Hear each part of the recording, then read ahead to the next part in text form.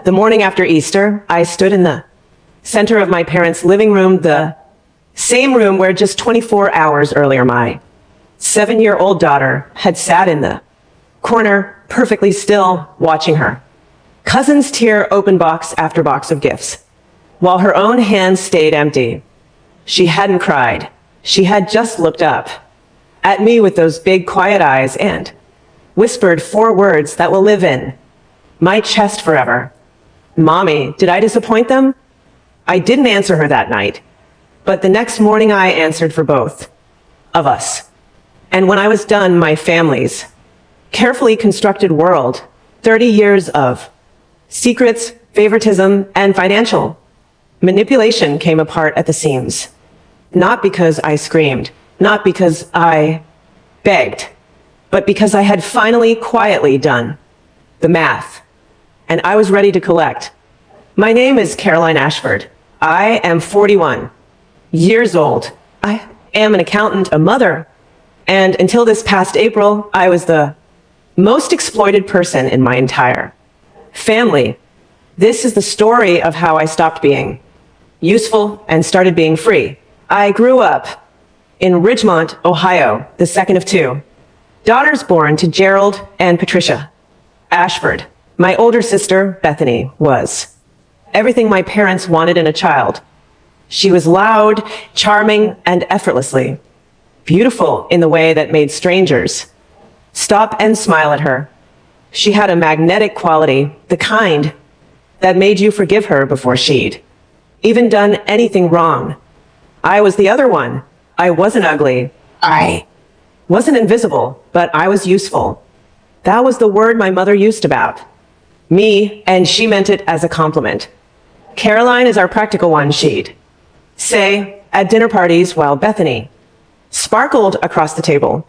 She's so grounded, so dependable. I learned early that being dependable was how I earned my place in the family. While Bethany got praised for existing, I praised for performing. So I performed. I got a full scholarship to Ohio State. I graduated with honors in accounting and finance. I started my own small firm at 28. By 35, I was managing the books for 11 small businesses, 2 nonprofits, and yes, my own family's investment portfolio for free. Let me say that again. I managed my parents' financial accounts, organized their taxes, restructured 2 bad investments that would have cost them nearly $40,000, and helped them navigate an estate planning process that saved them over $60,000 in projected taxes for free, and I never complained because I was the reliable one, the practical one, the one who didn't need the extra magic. That's actually a direct quote from my mother, something she said to my face on Easter Sunday. And it is the sentence that ended 35 years of my silence. Let me set the scene. My parents' home in Ridgemont is a large, beautifully maintained colonial half-acre lot. They have a chandelier in the entryway and a Persian rug in the living room that cost more than my first car. They are not struggling. They are comfortable, significantly, quietly, deliberately comfortable. Every year, Easter at the Ashford house was an event. My mother decorated for 3 days in advance. There were flower arrangements, a catered brunch, and a formal egg hunt in the backyard with actual prizes hidden inside the plastic eggs. Bethany's children, her 3 kids' ages, 4, 6, and 9, were always the stars. They arrived in coordinated outfits, and the gifts my parents prepared for them were, without exception, extravagant. This year was no different. When I arrived with my daughter, Rosie, 7 years old, missing her 2 front teeth, wearing the yellow Easter dress she had picked out herself at Target, I noticed immediately that something felt off. The table near the fireplace was stacked high with beautifully wrapped presents. I counted them quickly. My eyes moved over the tags. Every tag read to Caleb, to Jenna, to Miles. Bethany's kids. There was nothing for Rosie. I told myself I was overreacting. Maybe the gifts were in another room. Maybe my mother had set Rosie's aside to give privately. I smiled and I poured myself coffee and I watched Rosie run to her cousins and hug them, completely unaware. At 10 a.m., my mother announced it was time for the gift opening. For the next 40 minutes, I watched Bethany's children open a remote-controlled Jeep, 2 tablets in protective cases, a complete art studio set, a personalized jewelry box, 3 designer stuffed animals, and enough chocolate and candy to fill a bathtub. Rosie sat next to me on the settee the whole time. She watched with the patient, careful attention of a child who is trying very hard to understand something that doesn't make sense. She didn't ask. She didn't whine. She just waited. When the last gift was opened and the wrapping paper had been gathered up, my mother walked past us with a smile and said, "And I want you to hear this clearly." She said, "Oh, Caroline, we figured you had the practical gifts handled for Rosie. You've always been so self-sufficient. We didn't want to overdo it for her. Bethany's kids need a little extra magic. This year, you understand." She patted my hand and walked away. Rosie looked up at me. She had heard every word. I excused us to the powder room, and I sat on the closed lid of the toilet with my daughter on my lap, and I held it together by sheer force of will while she pressed her face into my shoulder. She wasn't even crying yet. She was just very, very still. "Mommy," she whispered. "Did I disappoint them? Did I do something?" I back and looked at her face. And something inside me, something that had been bending under pressure for 35 years, finally completely snapped. I kissed her forehead. I smoothed her hair. I said, "You are perfect, baby. Perfect. And I promise you this is the last time anyone in this family makes you feel like you are anything less." We left 20 minutes later. On the way home, I stopped at a pharmacy and bought her a coloring book of markers. It cost me $11. She hugged it like it was treasure. And that made it so much worse. That night, after Rosie was asleep, I sat at my kitchen table with a yellow legal pad, and I started writing. I am not a dramatic person by nature. I don't post on social media. I don't make scenes. I solve problems methodically, with documentation and precision, which is exactly what I did that night. I opened my files. For the past 9 years, I had maintained my parents' financial accounts with the same professionalism I gave every other client, except my parents had never signed a formal service agreement because my father had laughed when I'd suggested one. "We're family, Caroline," he'd said. "We don't need paperwork." He was right. We didn't need paperwork. What we needed was for me to have charged them. I pulled out my standard rate schedule. At the time I began managing their accounts, my hourly rate was $85. Over the years, it had risen to $145. I applied a blended average of $110 per hour, which I considered deeply conservative. I began logging hours. Annual tax preparation and filing, 18 hours per year. Quarterly portfolio reviews, 6 hours per quarter, 24 hours per year. The 2019 investment restructuring that saved them $38,000, 47 hours. The 2021 estate planning process, 61 hours. Miscellaneous, phone calls, document requests, corrections, correspondence, averaged 8 hours per year. I worked through 2 cups of coffee and most of a sleeve of crackers. When I was done, I stared at the number. On the legal pad, 9 years, conservative, hourly rate, 0 compensation. The total came to $103,840. $103,840. That was the price of being the reliable daughter. Then I did something else. I reviewed the estate documents I had, helped draft documents I knew better than anyone because I had built them. My parents' estate was worth approximately $1.4 million.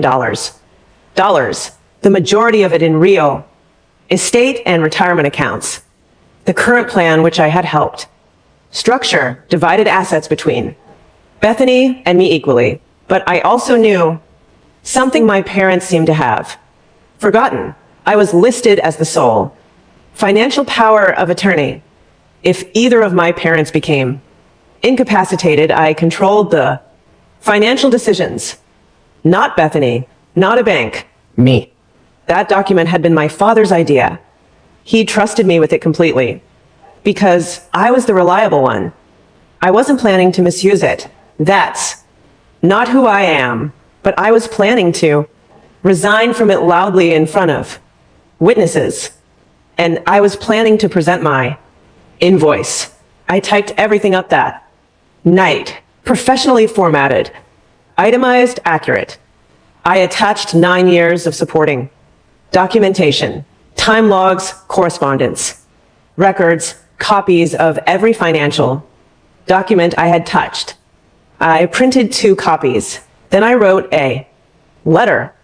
I won't read the whole thing to you, but the opening line was this: Dear Mom and Dad, enclosed, please find an invoice for professional accounting services rendered over the past 9 years. I am also writing to formally notify you that effective immediately, I am resigning as financial power of attorney and withdrawing all ongoing financial management services. I signed it. I sealed it. I set my alarm for 7 a.m. And then for the first time in a very long time, I slept deeply and without dreaming. My parents are early risers. I knew they would be home, and I knew my father would be on his second cup of coffee by 8 o'clock. I drove to Ridgemont alone. I left Rosie with my neighbor. I wore a blazer, not to impress anyone, but because armor comes in many forms, and I had learned to choose mine carefully. My mother opened the door with a surprised smile. Caroline, we weren't expecting. I know, I said. I need to speak with both of you. It won't take long. My father was in the kitchen. He looked up, confused but welcoming. Everything okay, sweetheart? I set the envelope on the kitchen island. Between us, I need you to open that. I said. My mother reached for it. She pulled out the invoice first. I watched her face. The smile faded. Well, what is this? She asked. It's an invoice, I said, for 9 years of professional accounting and financial management services, itemized with documentation. The total is $103,240, based on a conservative rate, significantly below my current market billing. My father stood up slowly. Caroline, this is accurate, I said. I can walk you through every line item if you'd like. There was a long silence. Then my mother set the invoice down and looked at me with an expression I had never seen on her face before. Something between anger and fear. We're your parents, she said. You did those things because you love us. I do love you, I said. And I also worked for you, professionally and without compensation, for nearly a decade, while you spent Easter Sunday giving Bethany's children a combined gift haul that I'm estimating at well over $2,000, and giving my daughter, your granddaughter, nothing, not one thing, not even a $5 chocolate bunny. My father's jaw tightened. We explained that. You told me Rosie didn't need extra magic. I said, she's 7 years old. She sat in your living room and watched her cousins open gifts for 40 minutes, and then she asked me if she had disappointed you. The kitchen was very quiet. I am not here to fight, I said. I am not here to shame you, even though I think what happened yesterday deserves a great deal of reflection. I'm here because I have made a decision, and you deserve to hear it from me directly. I pulled the second document from the envelope, the formal resignation letter. Effective today, I am resigning as your financial power of attorney. I am also withdrawing from all ongoing management of your accounts, tax, preparation, and investment advisory services.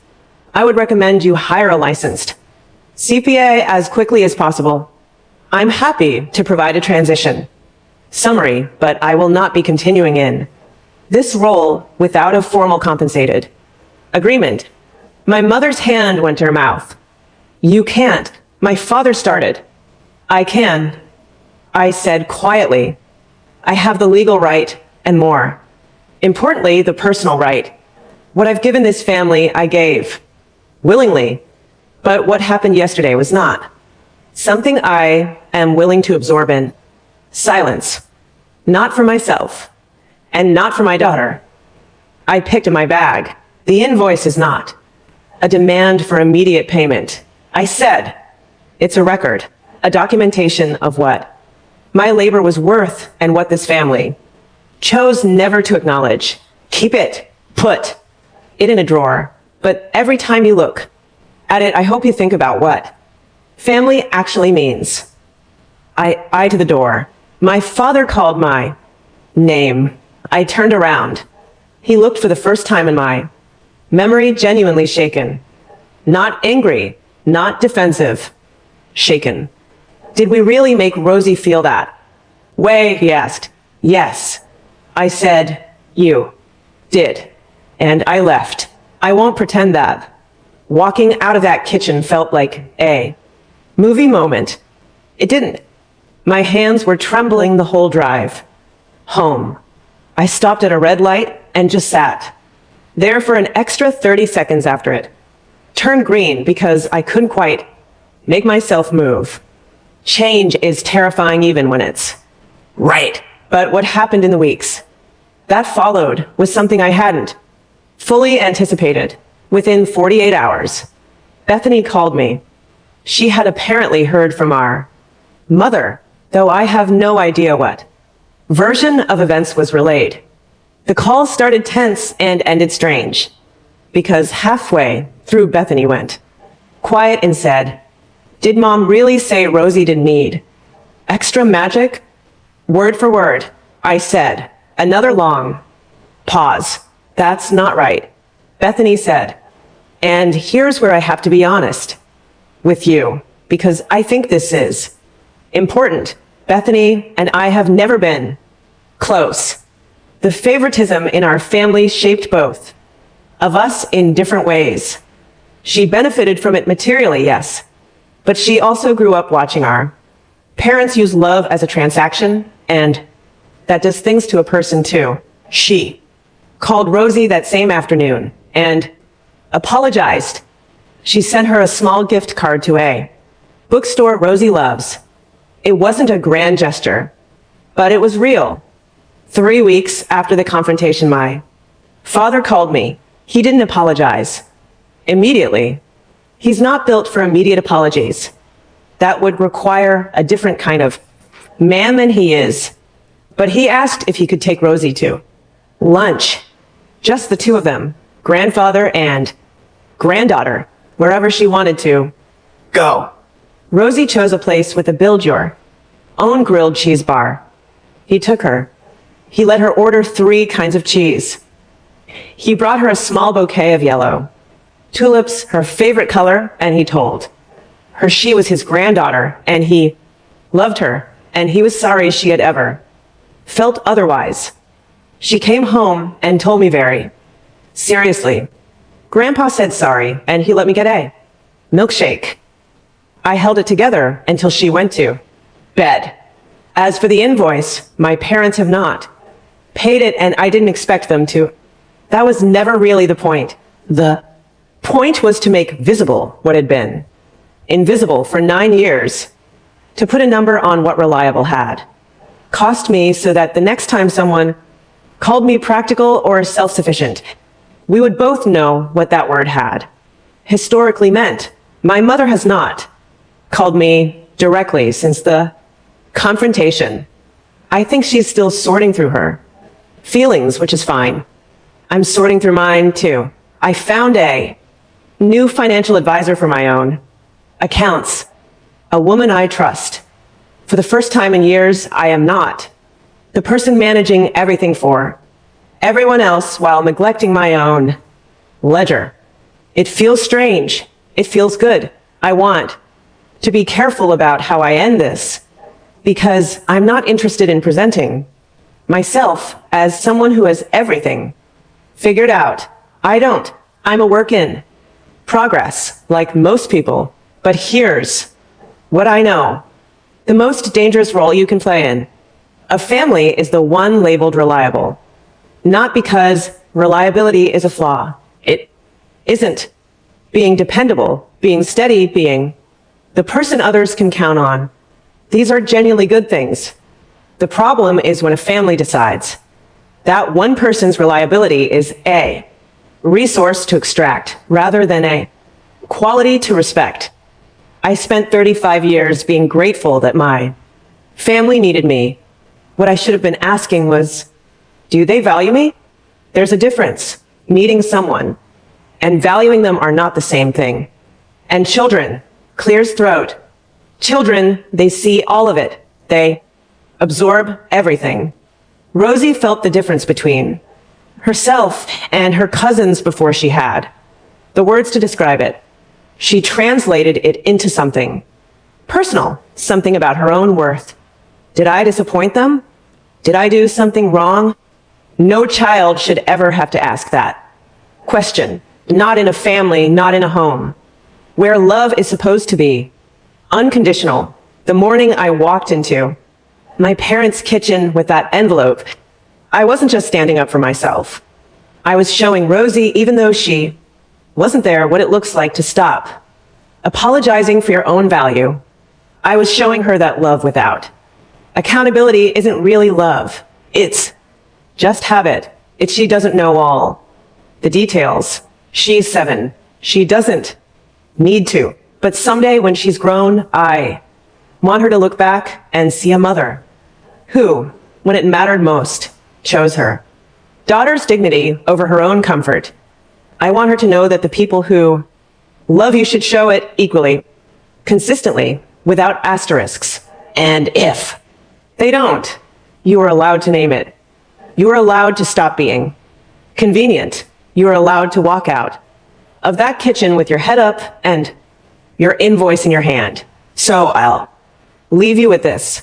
Is there someone in your life who has been taking your reliability for granted? Someone who calls you practical or low maintenance while quietly expecting you to carry the weight there, unwilling to acknowledge? If so, what would it cost them if you stopped? And more importantly, what has it already cost you? Think about it. I'll see you in the next one. This is Valera Payback.